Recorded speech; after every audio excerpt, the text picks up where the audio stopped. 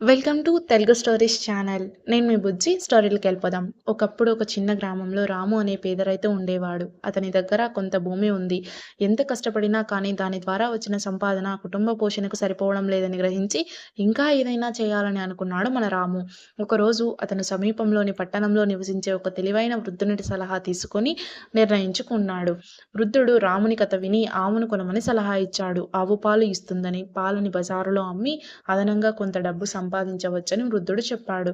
రాముడికి ఆ ఆలోచన నచ్చి ఆవును కొనాలని నిర్ణయించుకున్నాడు. మరుసటి రోజు రాము తాను దాచిపెట్టిన డబ్బు అంతా పోగేసి మరికొంత డబ్బుని ఒక వ్యాపారి దగ్గర అప్పుగా తీసుకున్నాడు. బజారుకు వెళ్లి ఒక ఆవును కొన్నాడు. అతను ఆవుని కొన్నందుకు చాలా సంతోషంగా ఉన్నాడు. మరికొంత డబ్బు సంపాదించి కుటుంబాన్ని పోషించవచ్చని ఎదురు చూశాడు. అయితే ఇంటికి తిరిగి వస్తుండగా అతనికి ఆకలితో ఉన్న ఓ బిచ్చగాడు కనిపించాడు. అతను ఆహారం కోసం రాముని అడిగాడు. రాము దయగల వ్యక్తి కావడంతో బిచ్చగాడికి తన భోజనం పంచుకున్నాడు. ఇంటికి చేరుకున్న రాము ఆవును సరిగ్గా కట్టివేయడం మర్చిపోయాడు. తెల్లవారి చూసేసరికి ఆవు పారిపోయింది. ఆవును కొనుక్కోవడానికి అప్పుగా తీసుకున్న డబ్బు ఎలా తీర్చాలా అని చాలా దిగాలుగా ఉన్నాడు. రోజులు గడుస్తున్నా ఆవు జాడ లేదు. ఒకరోజు వృద్ధుడు రాముని వద్దకు వచ్చి ఆవు గురించి అడిగాడు. ఏం జరిగిందో రాము చెప్పగా ఆ వృద్ధుడు రాముని స్నేహితుల సహాయం తీసుకోమని సలహా ఇచ్చాడు. రాముని అప్పటిదాకా స్నేహితుల ప్రాముఖ్యత ఏంటో తెలీదు.